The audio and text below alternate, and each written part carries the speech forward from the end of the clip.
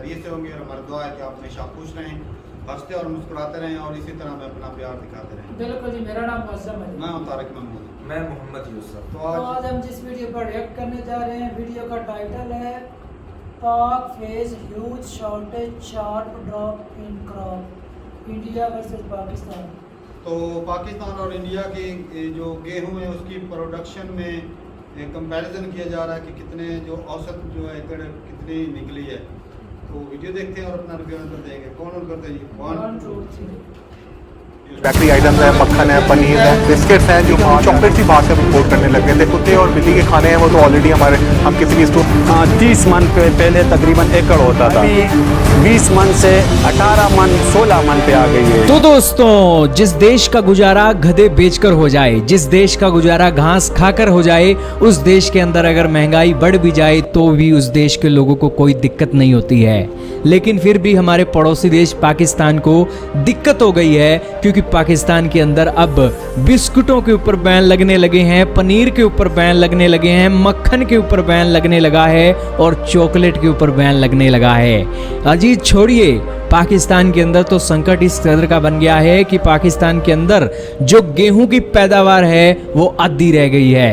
एक किले के अंदर पाकिस्तान के अंदर 30 मण गेहूं निकलता था, लेकिन ये गेहूं अब 15 मण, 16 मण, 18 मण और ज़्यादा से ज़्यादा 20 मण प्रति किले का निकल रहा है।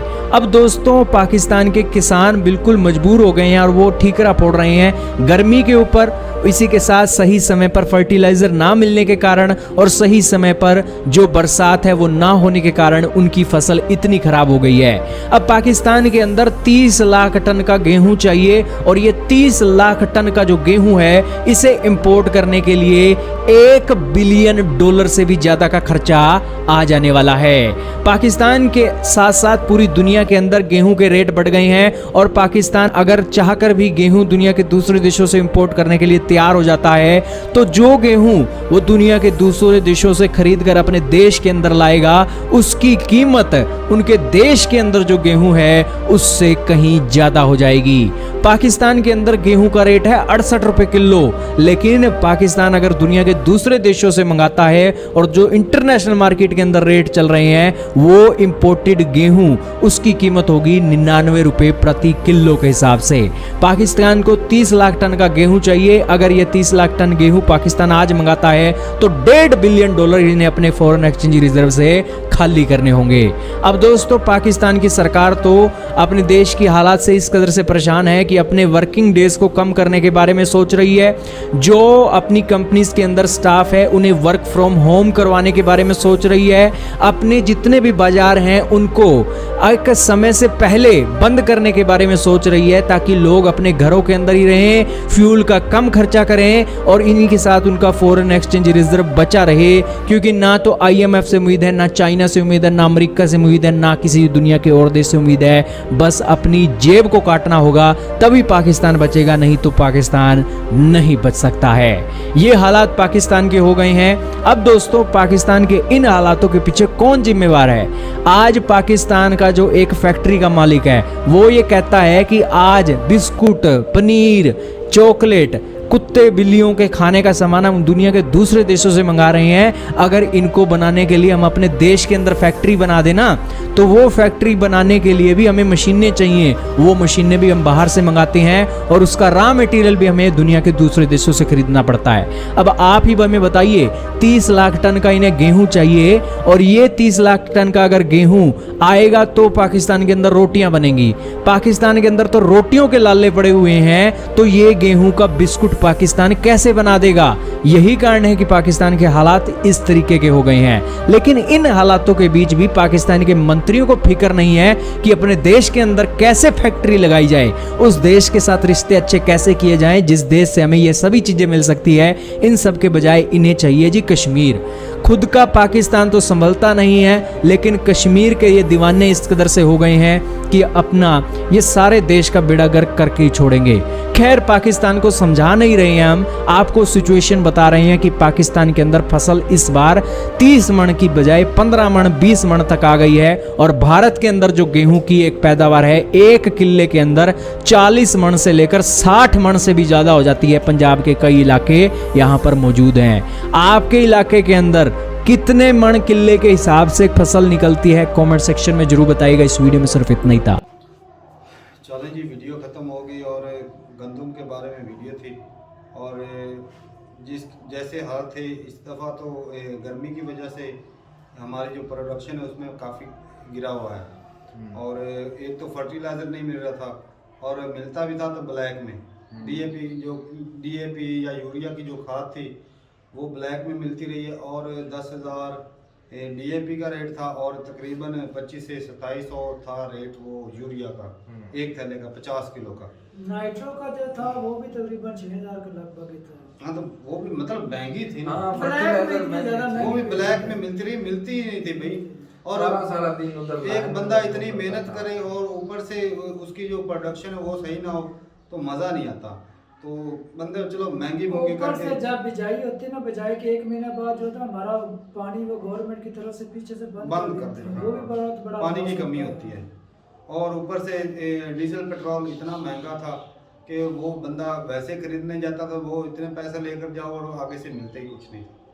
तो 1 एकड़ पे की वो पानी देने के लिए कम से कम 2 से 2,000 का खर्चा हुआ। 2,000 एक दफ़ा में 2,000 का खर्चा आ जाता था। अब अंदाज़ा लगा लो कि क्या कमाई करनी थी इसमें। कमाई के बजाय लाश में ही। और ये है कि हमने अपनी तरह से कसर नहीं छोड़ी। खाद भी दी, स्प्रे भी दी, चलो महंगी थी लेकिन हमने कोशिश की कि अच्छा ही हो जाए।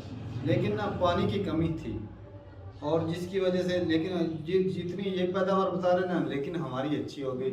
31-3200 मान जो है ना वो फी एकड़ वो उस हिसाब से हो गई थी। लेकिन हमारा ये जो रेंज थी ना, हम जिस हिसाब से गंदम थी ना, हमारा आइडिया था कि 40-45 मन तक जाए, लेकिन उतनी नहीं गई क्योंकि दाना जो था वो लेकिन तारक भाई जो जमीन हमने काश्त की थी ना वो पहली मरतबा की थी, और उसका जो कड़ था ना वो क्या बोलते ऊपर रितय तो हाँ, वो रेतली थी। उसमें पानी का खर्चा भी पानी का ज्यादा हुआ खर्चा था। ज्यादा, मतलब कि और जड़ी बूटियों को तलब करने के जो स्प्रे लगाई थी वो भी थोड़ी सी महंगी थी, वो भी 2 मरतबा करनी पड़ी। तो मतलब लेकिन फिर भी ना अल्लाह का बहुत शुक्र है हमारी प्रोडक्शन अच्छी रही। और तो पहले वाले जो इलाके हैं जहाँ पर मतलब जमीनी पानी भी अच्छा था और नहरी पानी ये भी अच्छा था, उनकी प्रोडक्शन सुनने पे आया तकरीबन 18 से 20 मन निकले तकरीबन एवरेज, लेकिन हमारी अच्छी थी रही है। और भाई ऊपर से गवर्नमेंट की बात करें तो रेट अचानक से गिरा दिया। शहबाज शरीफ ने, इमरान खान ने 2200 निकाला रेट 1 मन का, शहबाज शरीफ ने 1600 कर दिया, जिसकी वजह से हमने भी सेल करने की कोशिश की, लेकिन हमने 2200-2100 रुपए के 1 मन सेल किया। तारक भाई जब शहबाज शरीफ नवाज शरीफ की पिछली हुकूमत थी ना, तब जमींदार तबका तो था ना उसको जलील ही करते थे। ये जमींदार पैसे भी नहीं टाइम पर देते थे, ये सिर्फ ताजर थे और ताजरों की सपोर्ट करते थे। लेकिन जब इमरान का प्रोडक्शन की अच्छी एग्रीकल्चर को वाकई बहुत उसने प्रमोट किया है। गन्ने का बहुत रेट निकाला, गन्ना का रेट बहुत ज्यादा उसने निकाला। हाँ, जो लेकिन जब ये दोबारा है तो जिम्मेदारों को तो पहले पता, इसलिए उन्होंने सेल आउट पहले कर दिया ताकि रेट कम ना हो। पहले इतना ज्यादा लॉस हो चुका प्रोडक्शन में, अब मजीद अगर रेट कम हो गया तो और ज्यादा लॉस बर्दाश्त नहीं होगा, इसलिए जिम्मेदारों ने बेच के दी। अभी अब रेट बढ़ गया। अभी जो हालात चल रहे हैं, गंदम तो इतनी ज्यादा हुई नहीं और हमें इंपोर्ट करनी पड़ेगी गंदम। और जिस तरह वो बता रहे थे कि अभी तो 68 रुपए एक किलो का है रेट, तो फिर जो है वो 100 के करीब चला जाएगा।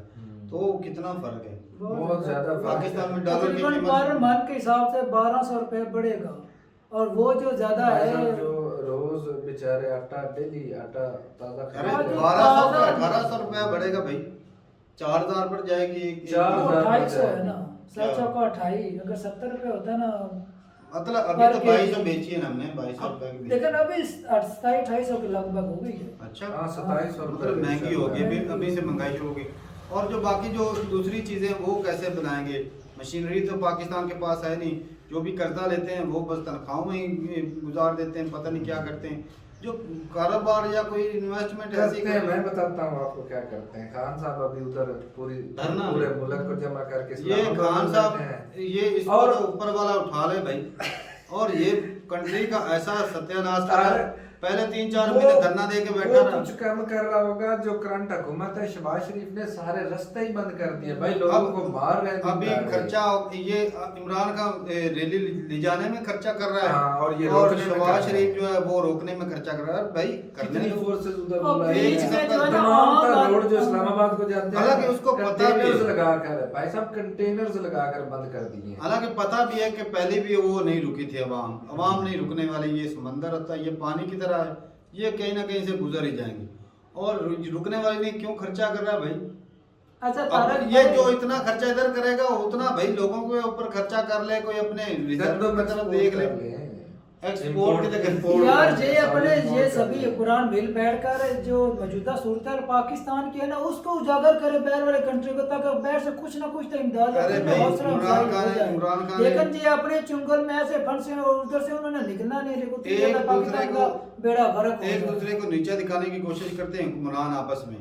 और कंट्री का ये बिल्कुल कोई सगा नहीं है भाई, चाहे इमरान खान हो, शहबाज शरीफ हो, चाहे बिलावल भुट्टो हो, चाहे वो नीज़र अच्छा हो। अगले दिन वो गया है उधर यूनाइटेड नेशन में, उधर जाके बोल रहा था कश्मीर में जुल्म हो रहा है, फलस्तीन में जुल्म हो रहा है। भाई अपने मुल्क में जो हो रहा है वो तो देखो पहले। यहाँ पर जुल्म नहीं हो चलो रहा भाई है। ठीक है। और गंदुम जो है उसका तो निज़ाम चलेगा। ये भूखमरी तो पूरी दुनिया में आने वाली है भाई, जो हालात चल रहे हैं रशिया और इससे यूक्रेन आम की बात बंदा से। जो है ना निचले तबके का बंदे वही पीछे का, बड़े बड़ों को तो इतना फर्क नहीं पड़ने उनको वाला। फर्क नहीं पड़ता, 5-6 सही बात। हज़ार भी हो जाए ना रेट, उनको फर्क नहीं उनके पड़ेगा पास पैसा क्योंकि वो वो खरीद फास्ट लेंगे। फूड को ज्यादा तरजीह दिया दे रहे हैं। ये फास्ट फूड गंदम के- ज्यादा है ना, जो विलेज गांव के अंदर ही और ज्यादा भाई फर्क गंदम है। उनको मिल तो जाएगी, जिनके पास पैसे वो मिल जाएंगी ना। जिनके पास काम ही नहीं बेचारों करने के लिए, वो चीजें इतनी महंगी वो कैसे वो अफोर्ड कहाँ करेगा? जाएंगे? हमारे यहाँ ना सड़कों के ऊपर बंदे बैठे होते हैं मजदूर तबके, हमें कोई ना मजदूरी ले जाए में। काम पर ले जाता कि हमारे बच्चों बीवी बच्चों का ना कुछ चार आने आए, ना होने से कुछ आ जाए वो बेहतर और है। मौजम हैरानगी की बात यह है कि जो हम तो चलो गांव में रहते हैं, हमारे घर अपने होते हैं। ऐसी बात जो है। शहर में रहते हैं और उनके मकान जो है वो रेंट पे हो, तो वो कैसे निजाम चलाते हैं? उनके लिए बहुत तो बहुत मुश्किल भाई है। मजदूर की वेजेस जो है ना 900 रुपए है, और 500 का जो किलो है ना एक घी है, एक तो किलो क्या घी। उसमें करेगा? हाँ 1 किलो घी ले लेगा और वो बैठे रहेगा, देखेगा सारा दिन बैठ के घी हमने ले लिया भाई। तो ठीक है, बहुत मिलते हालात हैं। खराब पाकिस्तान के हो रहे हैं, कोई आस उम्मीद नजर नहीं आ रही भी कोई बैर वाली कंट्री जाए। हमारे अपने ही नहीं चाहते भी ये सीधा हो जाए, बस और बैर वाले बात क्या यही है चाहेंगे? ना। सही बात। तो ठीक है भाई, अपनी राय जरूर बताइए कमेंट सेक्शन में कि इस बहरान से कैसे निकला जा सकता है। जी मिलते हैं नई वीडियो के साथ, तब तक के लिए इजाजत दें। अल्लाह अल्लाह हाफिज़। हाफिज़।